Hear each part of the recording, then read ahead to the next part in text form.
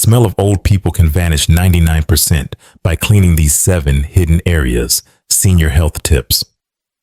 A few years ago, my granddaughter Lily, she was only 6 at the time, climbed onto my lap like she always did. But that day, she paused.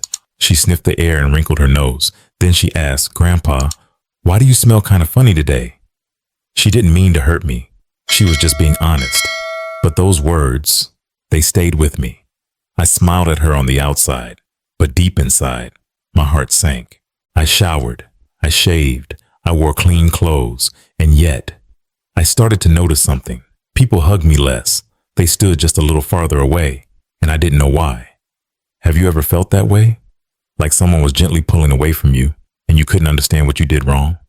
It's a quiet kind of pain, the kind we don't talk about often. But here's the truth.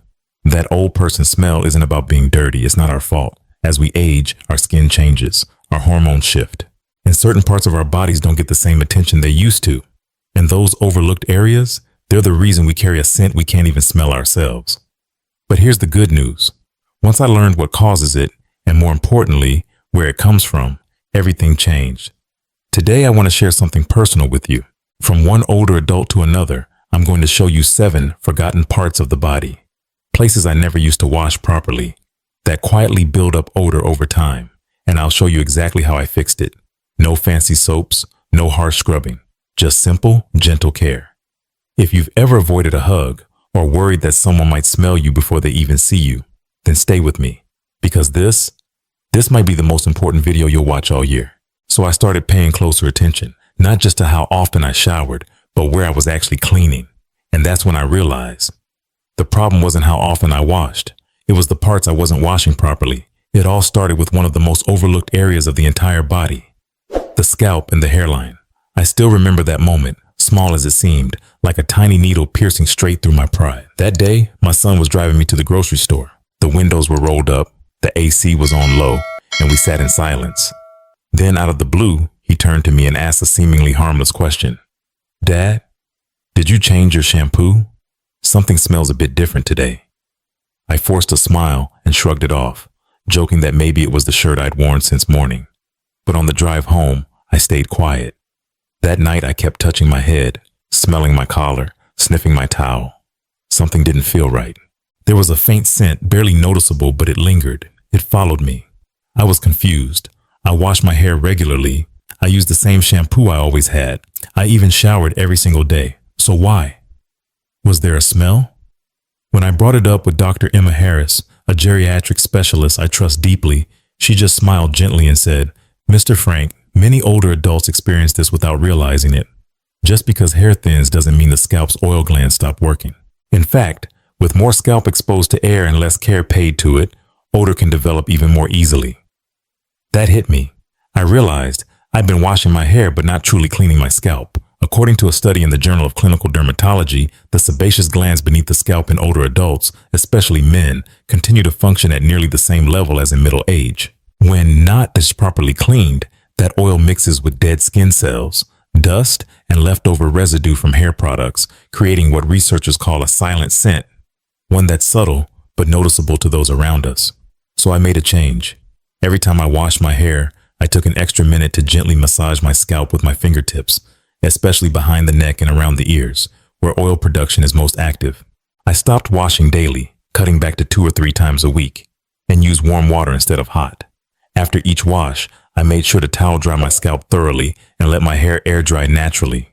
Within just 10 days, I noticed a real difference. The afternoon itchiness was gone. My hair felt lighter, fuller, but most importantly, I no longer saw that uncertain look in my son's eyes. People no longer took a step back when I came close. I felt approachable again. What about you? Have you ever thought you were cleaning your hair when in fact you were just rinsing it?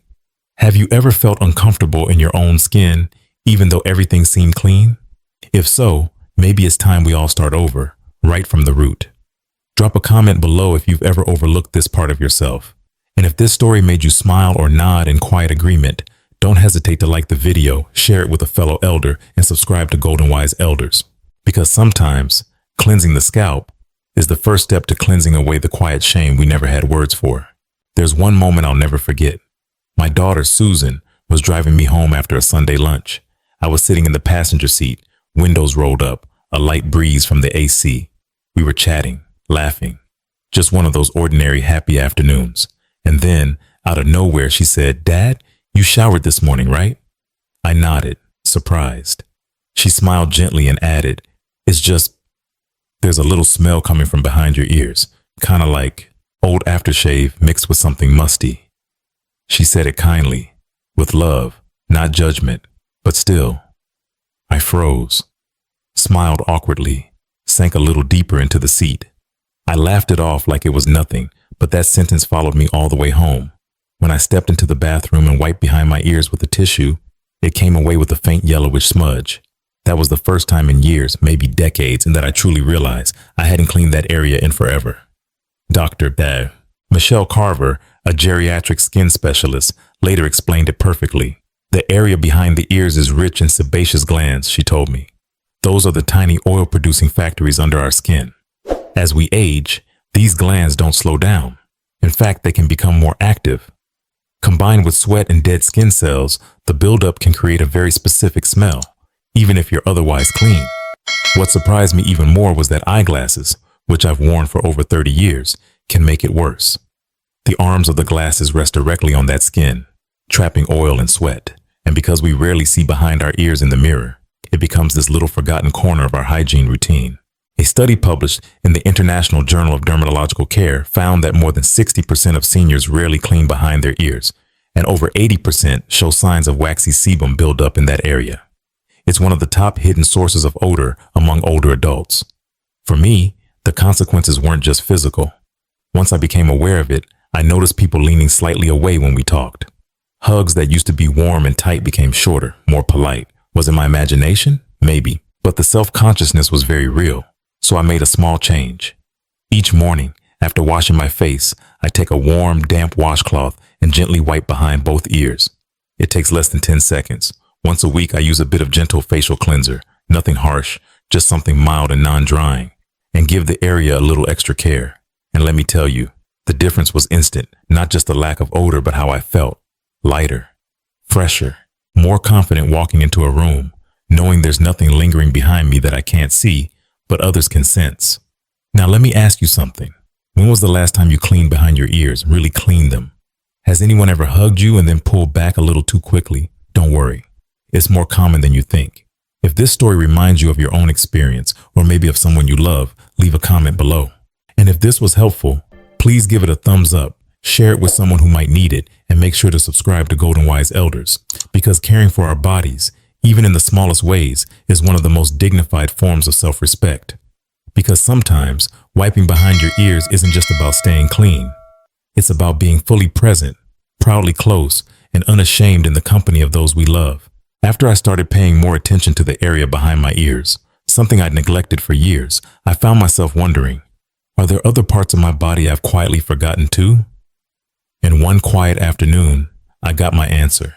I was sitting in the living room reading, with sunlight filtering softly through the window. My wife, my companion of over 45 years, walked behind me, leaned down, and wrapped her arms around me from behind, resting her chin on my shoulder like she's always done. It was a warm, familiar moment, until she gently whispered, "Frank, I think the back of your neck smells a little odd today." She chuckled, gave my shoulder a playful pat to ease the awkwardness, but whether she meant it as a joke or not, the words stung just a little. I sat there for a moment still. In my mind, I saw all those moments of closeness, hugs, quiet conversations, shared space.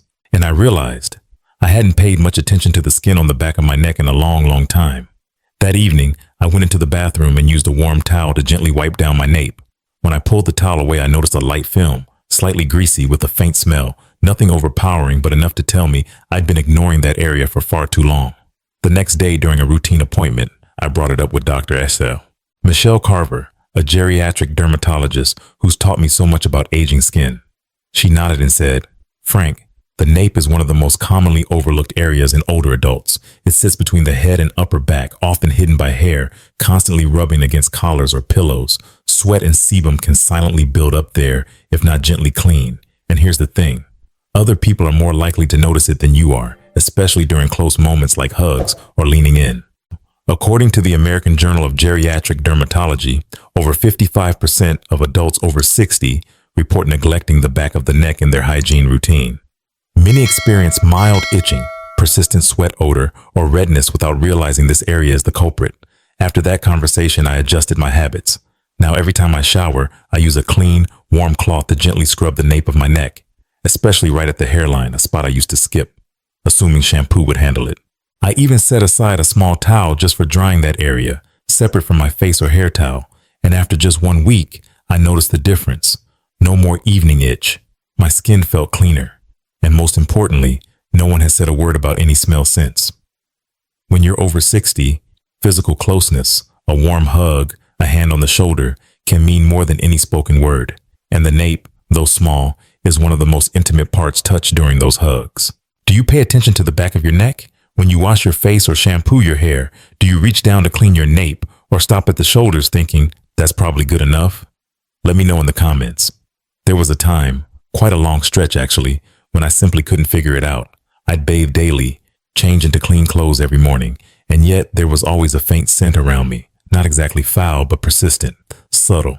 Every time I bent down to tie my shoes or leaned over to hug my grandkids, I'd catch that same quiet smell rising from somewhere near my lower torso. At first, I blamed sweat, or maybe the fabric of my clothes.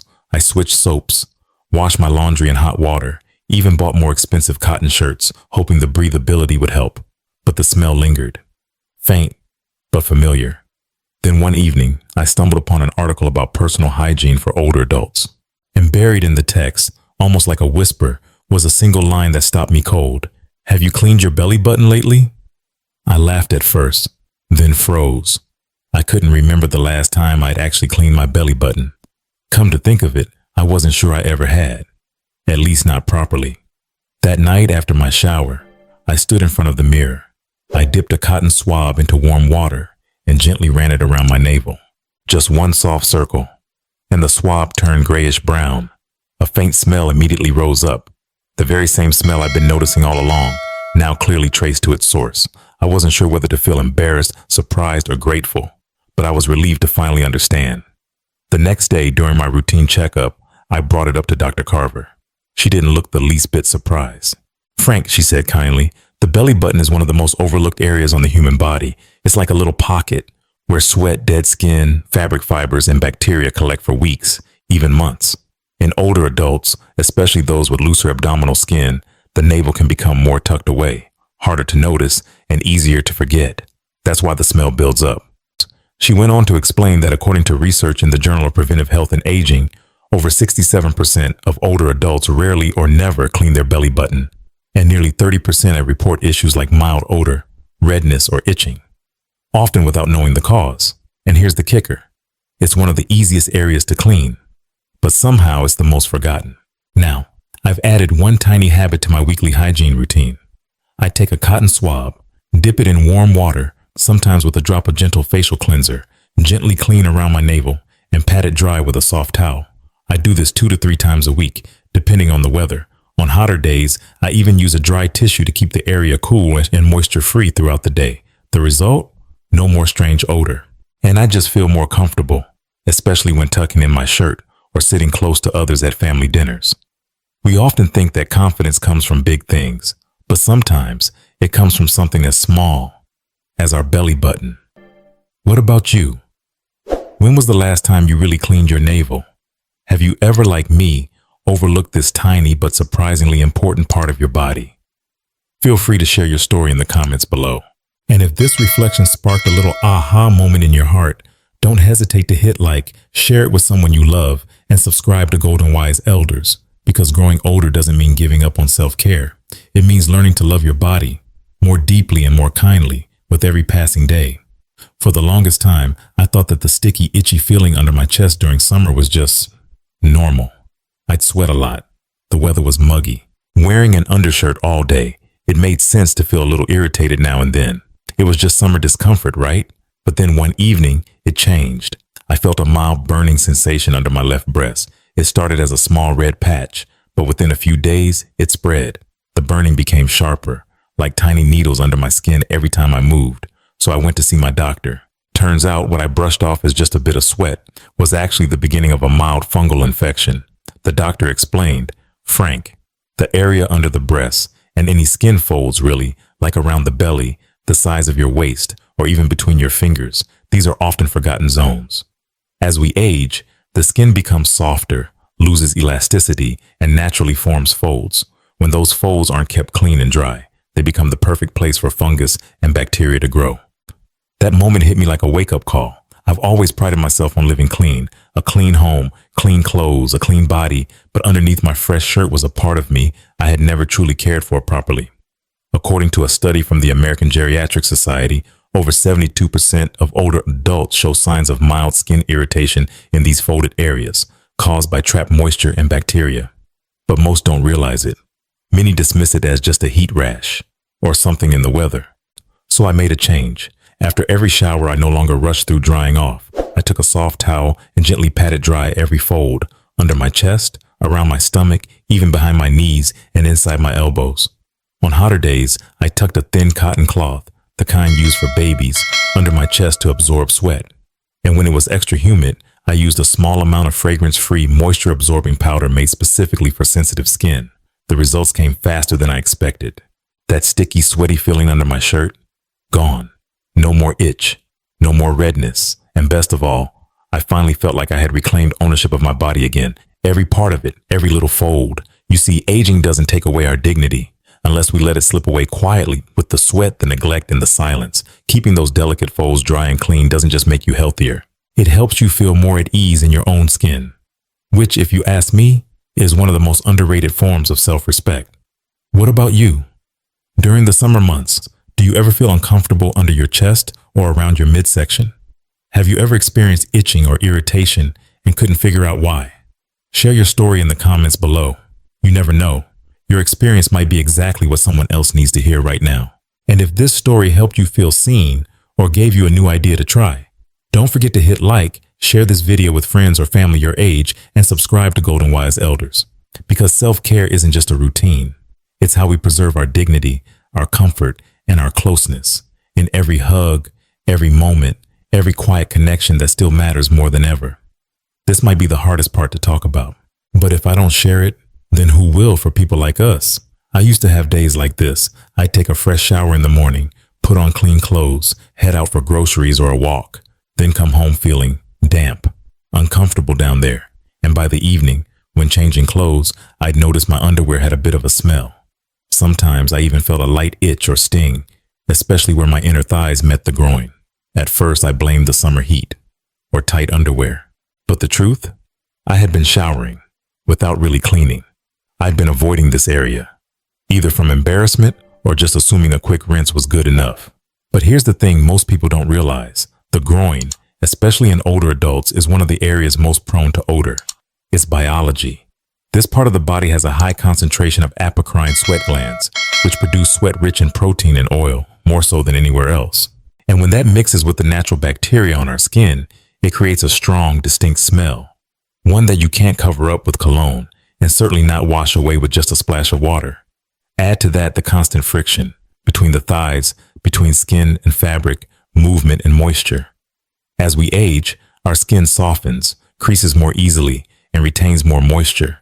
That trapped humidity becomes a perfect breeding ground for fungus and bacteria. According to the American Journal of Skin and Aging, up to 58% of older adults experience mild skin inflammation, rashes, or odor in the groin area. But most either feel too embarrassed to talk about it or simply don't know how to deal with it properly. And I understand that because I used to be the same. I remember one family gathering where I didn't sit too close to my granddaughter, not because anyone said anything, but because I was worried my pants might smell. That invisible distance wasn't caused by others. It came from my own lack of confidence, and I decided I would no longer let that happen. These days, cleaning the groin area is a non-negotiable part of my daily routine. I use a gentle, fragrance-free soap made for sensitive skin. I don't just rinse. I take a few minutes to truly clean, carefully and respectfully. Then I dry the area thoroughly with a soft, designated towel. On hot days, I apply a bit of unscented body powder made for moisture control. I also replace all my underwear with 100% cotton, breathable, non-restrictive styles. And I never rewear underwear, not even for half a day. The result? No more damp discomfort, no more lingering odor on my clothes, and best of all, I no longer hesitate to be close to the people I love. I feel lighter, physically and emotionally.